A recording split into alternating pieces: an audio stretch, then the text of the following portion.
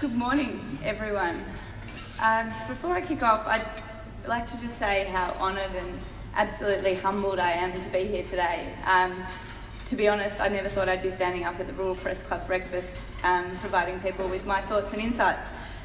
So thank you very much, and I am very nervous, but I am also really, really excited and honoured to be here today. So, good morning, distinguished guests, ladies and gentlemen. Today I've been asked to speak to you about whether or not the Australian livestock sector is having a Kodak moment. A somewhat challenging question that Trent gave me the other day. However, I have taken the liberty, as you can do, because once you're up here there's not much Trent can do about it, of altering the question slightly, as Kodak moments can actually only be experienced in hindsight. So rather, I've decided to look at what the Australian livestock sector and what AuctionsPlus has learned from Kodak and why I believe we should prepare.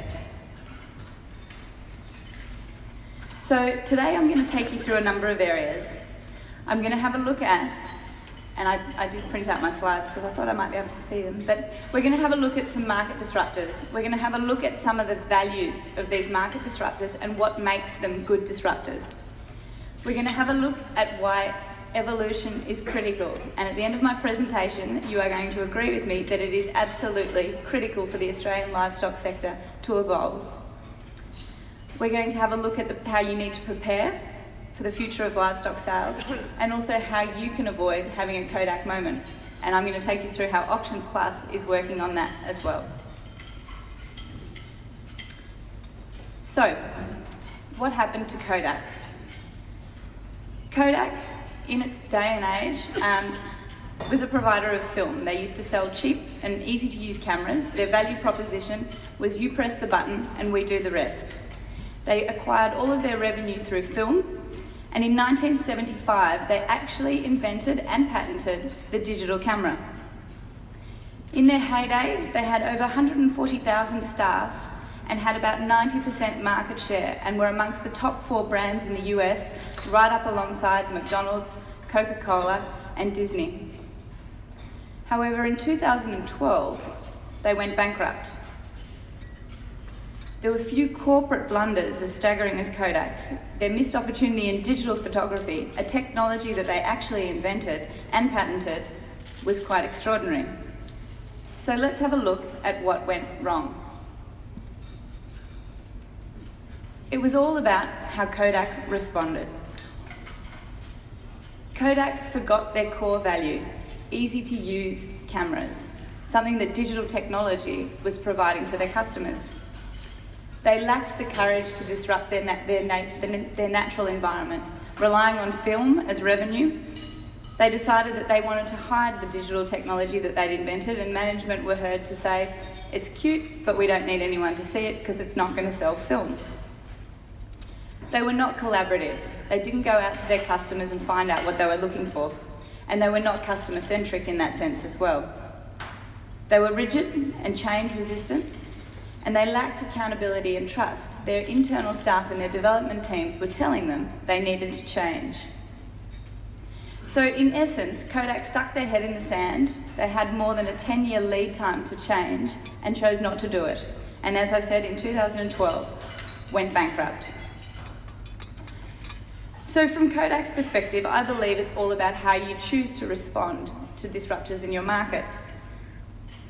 So I'd like you to have a think about what is disrupting your world at the moment and how you're responding to it. Because you have the opportunity to respond like Kodak and stick your head in the sand, and you can see where they ended up. Alternatively, you can be a fighter and fight the change with legislation, regulatory changes, fear campaigns, something that the taxi industry does quite well.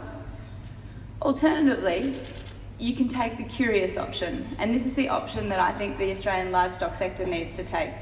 It's a little bit uncomfortable, it's very scary, can be very messy as well, but this is the way that we can start to adapt, to become agile and embrace some of the opportunities that new technology will bring you. And this, ladies and gentlemen, is where I feel that the Australian livestock sector needs to sit. So we're going to do a little hands up exercise. These are some of the leading market disruptors at the moment, I believe. So can I get a hands up for anyone in the room who has used Airbnb? Okay, fantastic, quite a few. How about Uber? It's pretty big in the Brisbane industry, fantastic, great. Okay, the best disruptor of them all, hands up who's used AuctionsPlus. Oh, sugar, not quite so many. Okay, we're going to change that by the end of today. And then for all those online shoppers out there, who's used Amazon.com? Fabulous. Okay, so we've got quite a curious audience, I think. So the reason that I've brought these disruptors to your attention is that all four businesses have some things in common that I think are really critical in us enabling disruption. They're all online marketplaces. They've all stepped outside traditional industries. They have all been brave and courageous, and they've all had some highs and some lows. And they've all been very successful. So as I thought about this, I thought, let's have a bit of a look at some of the values of these disruptors. And all of them have some very similar value systems. They all have a very clear value proposition, something that they stick to, but they're also not afraid to let go of old technology that no longer suits. They have the courage to disrupt to traditional markets, which can be very challenging, and they embrace new technology. Like Foodbank with their collaborative supply chains, they are all extremely collaborative, and I think in today's day and age, this is extremely important. They're customer focused. Everything that they do is empowering their customers. It's making it easy for them. They're agile and adaptive. They are masters in reinvention. If you talk to any of these businesses today, they're thinking about where they're going to be in 5 years' time. Most importantly for me, which is something I'm going to talk a bit more about to you, they promote accountability and trust, because without that, you can't have these online businesses. And all of them are about creating efficiencies in online marketplaces. So, let's have a little bit of a look at some of these businesses. Airbnb. They have a really clear value proposition: belong anywhere. They're an online accommodation marketplace, and they've had the courage to disrupt the hotel industry. They embraced new technology. You're able to book online, on your smartphone, on your iPad, and they've been extremely collaborative. They've gone so far to assume that a business that started in 2007, where 3 guys had run out of money in San Francisco and they needed to pay their rent, and they thought, let's get some airbed mattresses and rent them out. I'm sure some people will come on board. So they took some photos of their place, they took some photos of the bathrooms, and lo and behold, 3 people paid $70 a night for a week during a San Francisco conference, and Airbnb was born. They're extremely customer focused, and they focus on accountability, reciprocal ratings. If I go and stay in your house, I need to behave because you're going to rate me, and vice versa. Interestingly, they haven't stopped there. It's not just now about renting out your bedroom or your house. They've actually moved into the tourism space, and they're looking at how they can provide you with fantastic holidays, end-to-end solutions. And more recently, in the past 7 years, they've actually surpassed Hilton, which has been around for 93 years. So Hilton, who's based on bricks and mortar, 745,000 rooms in 88 countries, valued at $25 billion. This year, Airbnb surpassed them, now being valued at over $30 billion. And the Hilton CEO late last year was heard to say that they're not in competition with Airbnb. Are they having a Kodak moment? I don't know. So Uber. This evolved from CEO Travis Kalanick's experience of being stuck on the side of a snowy road in Paris one night when he couldn't get a ride. And he decided that we needed an app that allowed us to tap and receive essentially a cab. All focused on get there. These guys are possibly the most disruptive and aggressive innovators in the industry there is today. So their clear value proposition is about ride sharing. It's taking you along the ride and going with people that are already going in the same direction. These guys have been around for 5 years and they've disrupted an over 100-year-old taxi industry and are now valued at $62.5 billion. They're collaborative, they're customer focused. However, they're now reinventing themselves in so many different ways. I don't know if you've heard about Uber Puppies, where you can click a button and get someone to deliver puppies to your office for 15 minutes of playtime. There's Uber Flowers, where you can get Uber to deliver some flowers to your loved one. And more recently in Sydney and Melbourne, they've got Uber Eats, challenging the fast food delivery chain, but these guys are delivering from classy restaurants.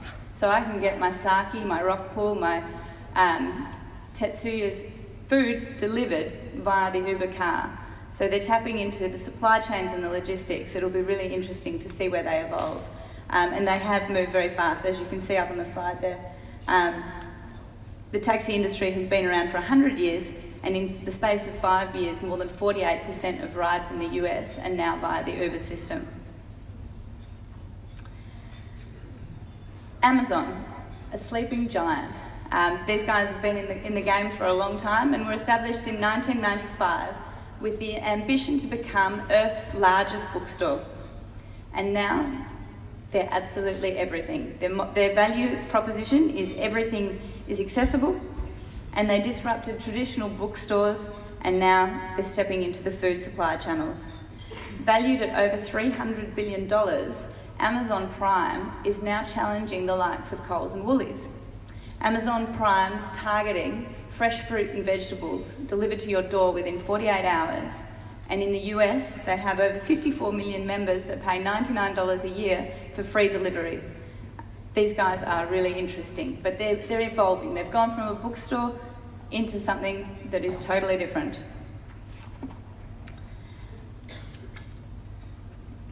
So, why do we care? Before we jump into AuctionsPlus, this is something that I'd like to point out to you because it's something that's very close to my heart, because a lot of people say, market disruption, look out, if you don't do something, you're gone. It's going to happen overnight. That's it. I don't believe that that's the case, and I think if you look at Amazon and you look at the evolution of AuctionsPlus, you can see that it is actually an evolutionary process. And as Charles Darwin once said, it's not the strongest of species that survives, nor the most intelligent. It's the one that is most adaptable to change. And in my mind, it's all about your attitude. It's all about how you choose to embrace or be an ostrich or a fighter with regards to technology. So, AuctionsPlus, established in 1986, previously known as Calm, is Australia's single largest sale yard. It's an online marketplace where we sell cattle and sheep. We could evolve into plenty of other commodities, but to be honest, we're still working hard to bring the online trust and accountability into the livestock market. In the last financial year, we've sold over 350,000 head of cattle, over 2.2 million sheep, and we've facilitated the exchange of over $460 million worth of sales. Because I thought you might want to see some numbers, I thought I'd include them. More recently, so between 2011 and 2016, we've had significant growth in the number of people that attend our auctions, sitting on an average of 350 people per auction. We have about 33,000 unique people come through our website every month. It's rather small compared to John Condon's Beef Central. And we've got a monthly number of bidders of around 880 unique individuals. More recently, we developed our online mobile platform, so that's increased over 100%. And as I mentioned, the cattle and the sheep numbers through the last 12 months have been quite high, and we have seen significant growth in cattle and in sheep over the last 5 years. Just a quick, oh no, I took those two slides out. Perfect. So, what are we doing to avoid a Kodak moment? And I think this is really important. But before I jump into that, one of the things I should point out to you is if we go through those key values that disruptors have, AuctionsPlus has a very clear value proposition. We facilitate the exchange of livestock. It's It's very simple. It means that we can step out into many other areas. It means that we can shed off things that we've done historically that we may not need to do anymore. We've had the courage to disrupt traditional sales. And this is something I think that Dennis can adhere to. It wasn't easy back in 1986 using meters of phone line, fax modems, before the internet, before mobile phones, to be selling livestock electronically. So the guys on the ground were always very courageous. So, as I mentioned, the value of AuctionsPlus, connecting and empowering buyers and sellers nationally through simple technology that redefines livestock trading. We use the power of the auction system, and I'm going to take you through a little story that happened last year. But I'll just run through some of the value propositions that we focus on. Market access, lowering the barriers to entry. Increased competition. The more people we can expose your stock to, the more buyers there will be. Reduce costs. How can we streamline and make it more efficient to ensure that more money goes back to the farm gate? Convenience. Anywhere, anytime, bidding from your mobile phone, your tablet, your computer, whatever that might be. Less volatility, which is something that I believe the industry has a challenge with across the board. So we're looking at how can we take some of these seesaw moments out of the industry, and we're using forward contracts to do that, as well as the opportunity to re-offer stock if they don't meet your reserve on the day. Animal welfare and performance. Obviously our social licence to operate is critical, and so we're working with our assessors as to how we can educate the broader supply chain around fit to load legislation, best animal welfare practices, and things like that. Product integrity, the bane of my existence, and you'll see one of the new things that we've recently released. If we can't have product integrity and accountability, we don't have anything, because our industry in particular, if you have a bad experience and you buy 10 cows and for some reason someone sends you 10 steers, you're not going to come back. And when I started at AuctionsPlus, I found our industry has very long memories. And it was quite often I was reminded by someone that had an experience 20 years ago that they still were holding on to. So for me, having that accountability and trust is absolutely critical. And also for AuctionsPlus, delivering a price indicator, being able to jump on the website and have a look at what the market's doing today, compare your stock with what's available there to see what the market's actually doing. So, the power of the auction system. This, ladies and gentlemen, is what we've utilised to disrupt traditional markets. And the best example I have of that is now known as the Wagyu revolution that happened last year, when F1 steers were sold on AuctionsPlus for a cracking 557 cents a kilo live.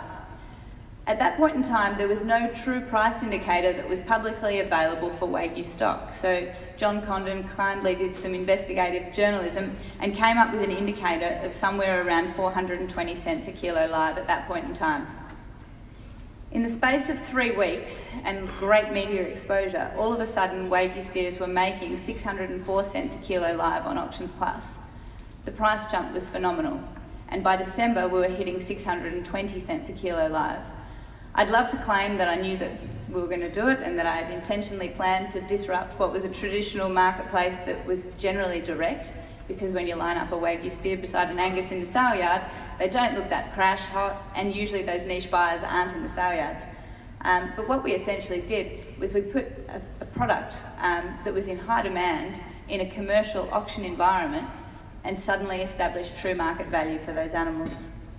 More recently, we've started doing that in the feeder market, in the export market, and starting to work in the prime market. And it was only 2 weeks ago that we've started to see an influx of organic stock going through AuctionsPlus. And I believe that we had very light steers hitting 550 cents a kilo live 2 weeks ago. And potentially, organic for us is yet another traditional market that we're disrupting. We've embraced new technology.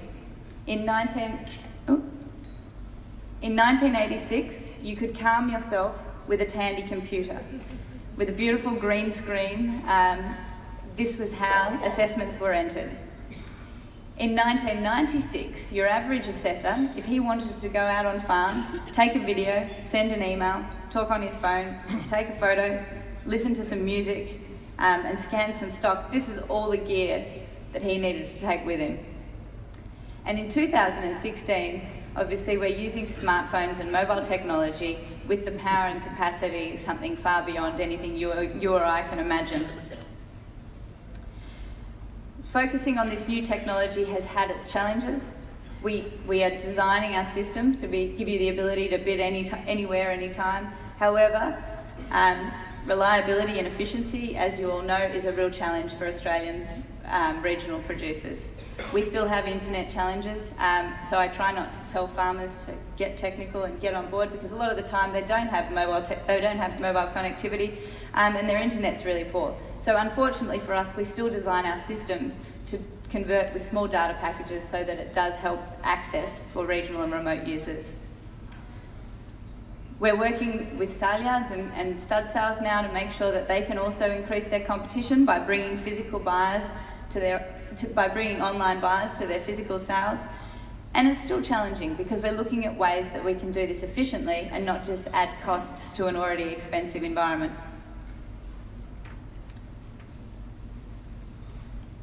As I mentioned, all good disruptors are customer focused. And one of the things that we talk about at AuctionsPlus is being frictionless and sticky. How do we get our customers on board and how do we keep them? And we're willing to throw away old tools. Or more recently, we've become more willing to throw away old tools. There's an example up here of our assessment entry system. So back in the calm day, it was all written down, punched into a computer. Now it's a mobile-friendly, fast device entry system, and we're looking at ways that we can improve that. But one of the questions we're actually asking ourselves now is, what can technology do for us to assist those on-farm assessors? One of the challenges in our industry is your average stocky in 1986 was a lot more savvy when it came to assessing prime stock. They could do carcass measurements. They were following stock all the way through to the processor, and I think, Dwayne, you probably wouldn't see that many people coming through the facilities anymore and following their stock all the way through. So we've lost that opportunity there, where people who had that knowledge could rely on these assessment entry systems. So now we're looking at technology that hopefully will empower the producer and also the assessor to be able to scan those animals or take a picture of them that can then use the Internet of Things to determine what those fat and muscle scores are. So these are areas where we go, something that was really, really important back in the day may need to evolve, and we may need to use technology to do this. So, more importantly, why you're all here today listening to me. What does the future look like? Where are we going to be in the next 10 years? And how is AuctionsPlus going to ensure that we avoid our Kodak moment? I believe that we have a responsibility to keep evolving, and it's tough and it's scary, and I'm going to share a picture with you that is what my office looked like only 2 days ago. These are my AuctionsPlus employees, and on the left-hand side there you can see a number of people sticking things all over the walls. We were mapping out where we're going to be in the next 10 years. What might the future look like? And we've got our Horizon 1, Horizon 2 and Horizon 3. There's a hell of a lot of stuff that we're doing in Horizon 1, which is in the first 12 months. In the next 24 months, there was a little bit less. And in the 5 years that followed that, there was even less, because we don't know what that future looks like. But we're starting to guess and anticipate. It's messy and it can be really scary. But I believe that we need to be thinking about how technology can assist us in this evolutionary process. So what do I believe that the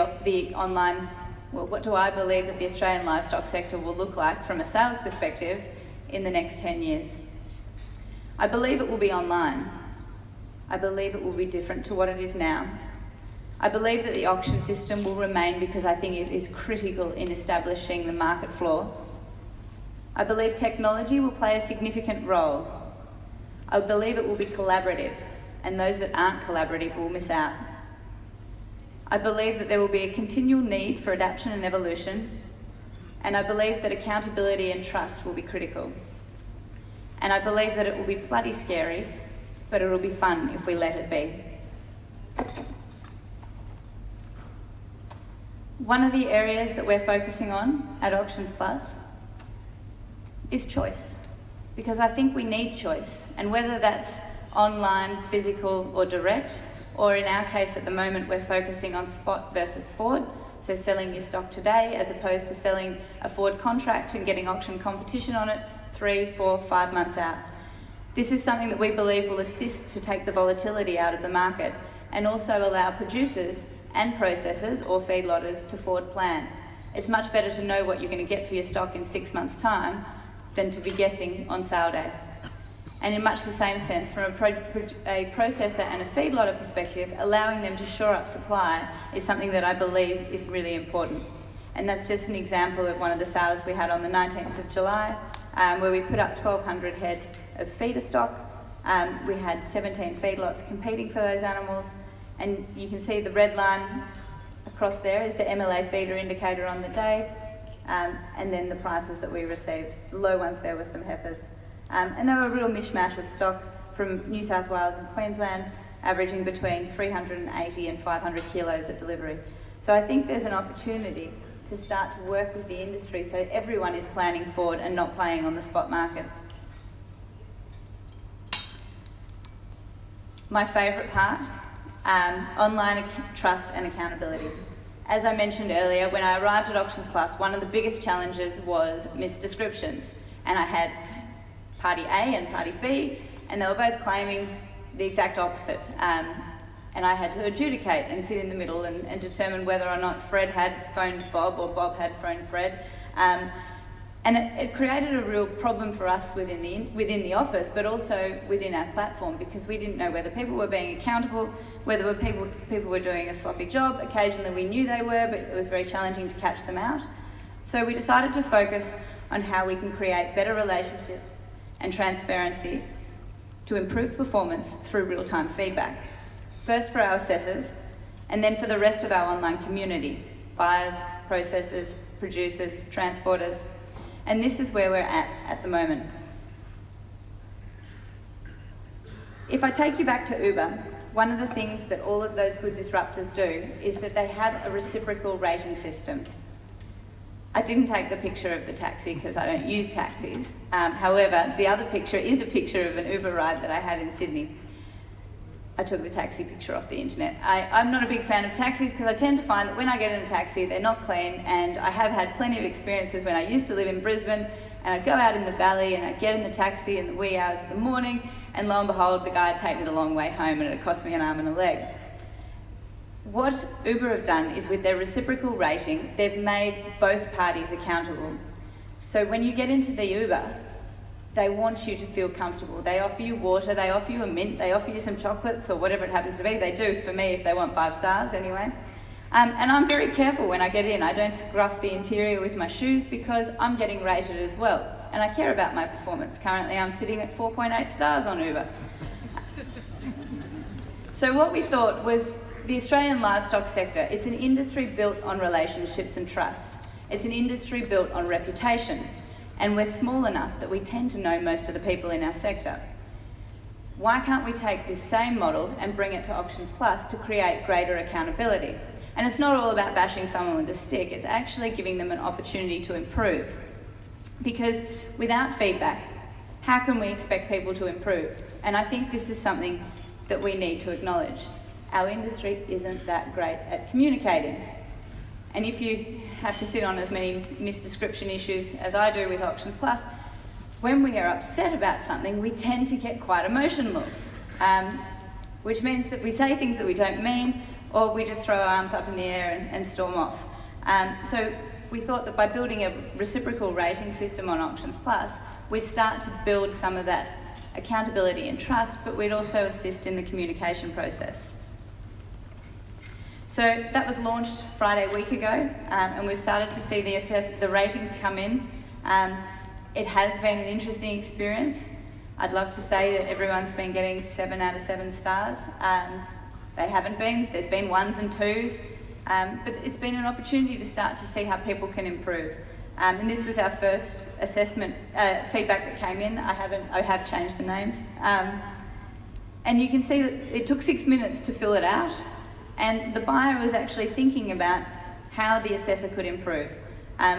He mentioned that the cattle were as mentioned, but there was no comments around a blue eye.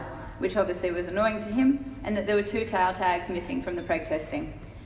It gives the assessor the opportunity to start to improve, and eventually this star rating will be available publicly on the website. We've kept it internal to begin with, as people get used to the process.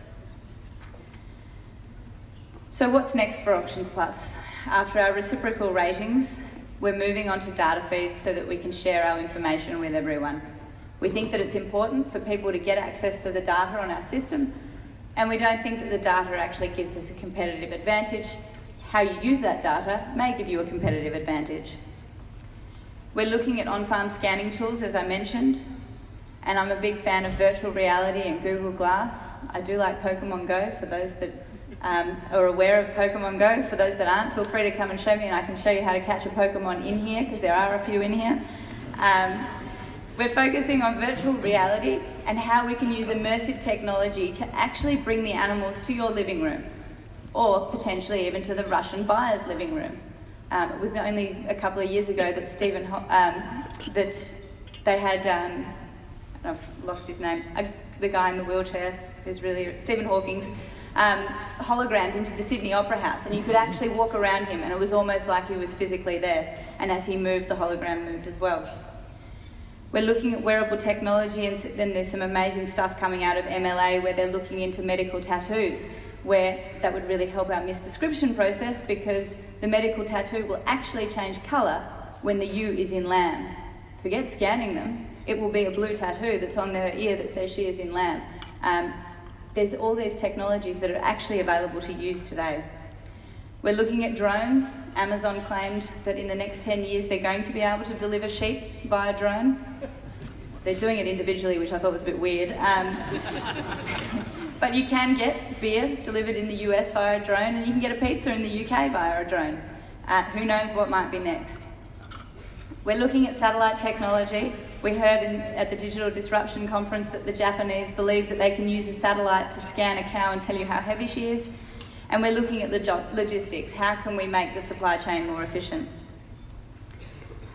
So coming back to the start, what do I believe that we can learn from Kodak, and how can we ensure that AuctionsPlus is Kodak ready and avoids our Kodak moment? We will continue to focus on our clear value proposition. We facilitate the exchange of livestock. We'll continue to disrupt traditional markets, and yes, it is scary and there are days where there are tears, and we'll continue to embrace new technology. We will always be collaborative, internally and externally, and focusing on our customers' needs, although sometimes they don't know what's best for them. And as Henry Ford once said, if he'd asked his customers what they wanted, they would have asked for a faster horse, and occasionally we do take that method. We will continue to reinvent ourselves, and I don't know what we'll look like in 5 years' time. And accountability and trust is something that we'll continue to focus on as well. So, ladies and gentlemen, I'd just like to leave you with one thing that I believe, that evolution to bigger and better things comes via the development in new technologies, collaboration with customers, and a little courage to try something new. Thank you very much.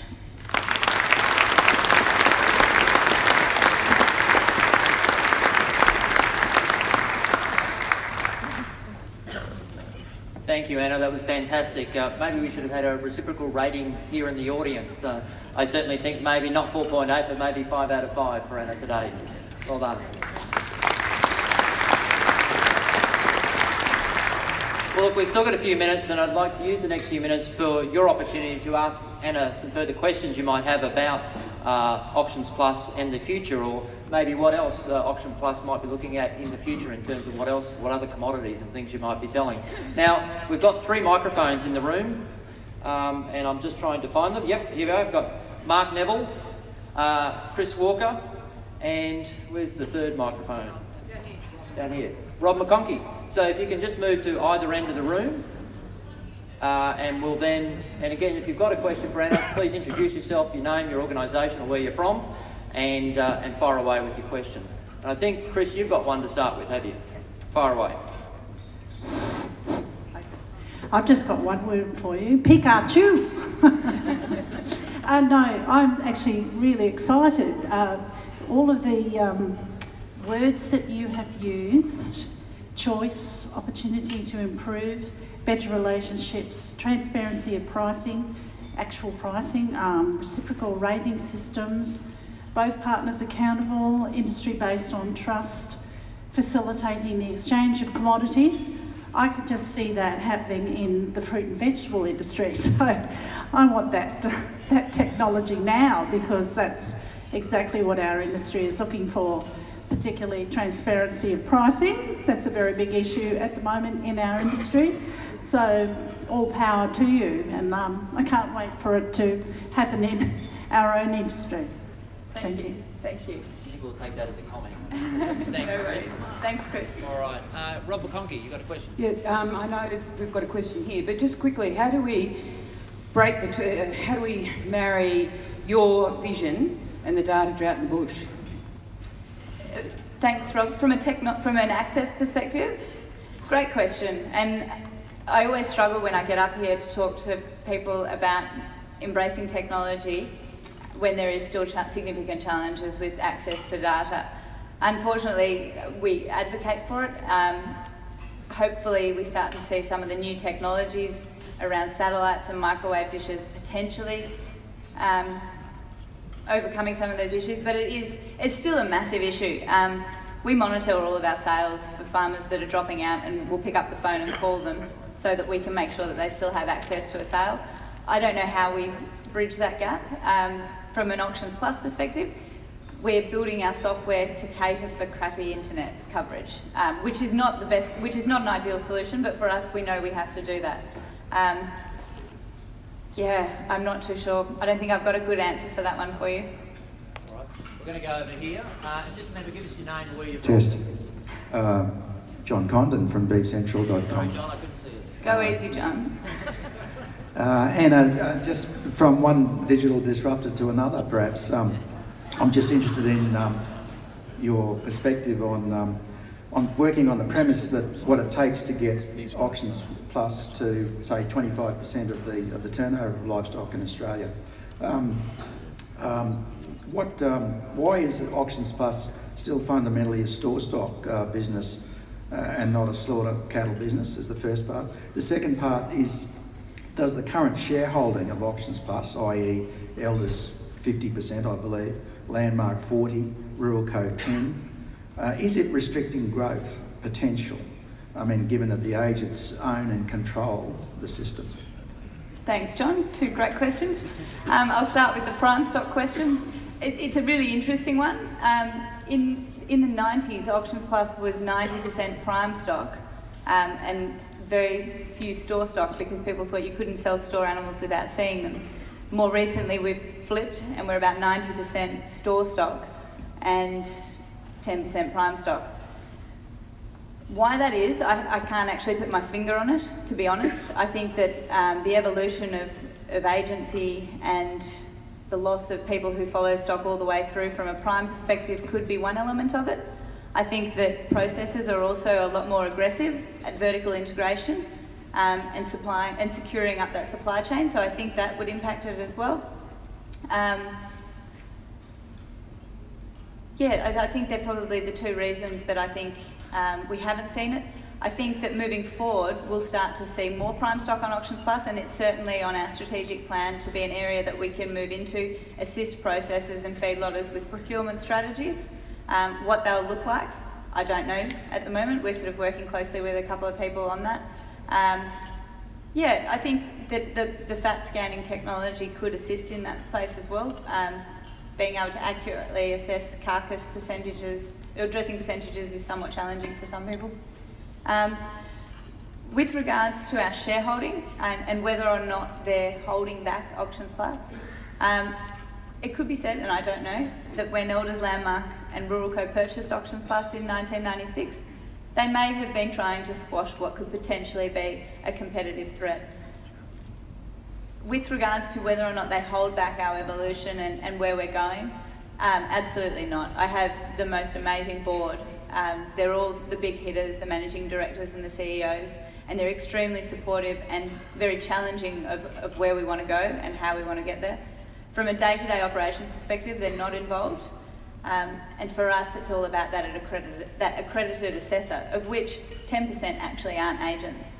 Our largest volume of throughput also comes through independent agency. So I don't believe that they're standing in the way. Will that continue to be the case? I don't know. I suppose it depends on how crazy an idea I dream up and whether or not they're comfortable with it. But no, I think they're very supportive of the direction that we're going and how we need to have more efficiencies in the end-to-end supply chain. It's also, AuctionsPlus helps reduce their cost to serve as well. So it makes it more efficient for them to auction off stock than it does going through a traditional sale yard mechanism. I hope I answered that all right. Right, okay. Question over here.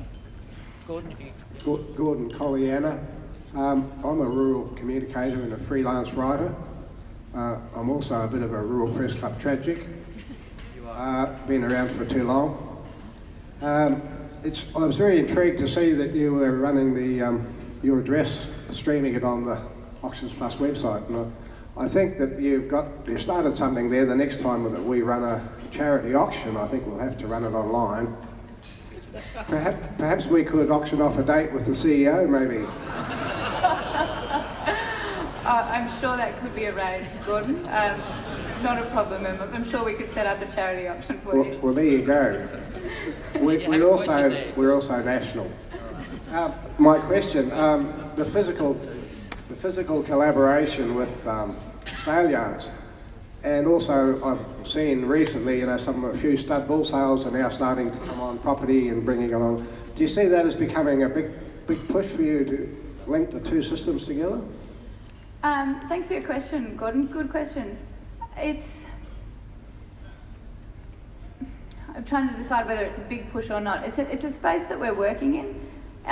We've been doing interface sales since 1986, like on-farm stud sales, and I believe that there was companies actually doing it before then as well. Our focus and my true belief is that the fully online system is the best way to go. Particularly with the Helmsman style auction where all lots are available at the same time, and what that enables you to do, that if your two favourite lots or your two favourite bulls is lot 1 and lot 17, you can start bidding on lot 17. If you get knocked out, there's the opportunity to jump back onto another lot, so you get maximum value from a producer perspective. We are working with sale yards to look at how they can increase competition, because I do believe that if sale yards don't embrace technology and they don't start looking outside of their sandpit, they could potentially have a Kodak moment. And I think there are some sites that are having that Kodak moment at the moment. So we have done a number of sale yard sales where we have brought online buyers to the sales. We did, I think, 1,400 head at Muchet in Western Australia last week. There are challenges with that because it's already an expensive environment. We need to make sure that everything that we bring in there is very efficient, low cost, and really easy for the agents to use. So it is a space that we're working in. I'm hoping that we'll come up with some solutions that we don't currently know about so that it is more efficient. Thank you. Thanks, Anna. And thank you, Gordon. An interesting offer you proposed here this morning, so one was probably unexpected. All right, I'd like to now, I don't think there's any more questions, and we're close to time. I'd now like to invite the editor of the Queensland Country Life, Penelope Arthur, also one of our great committee members here at the Rural Press Club, to pass the formal vote of thanks. Penelope.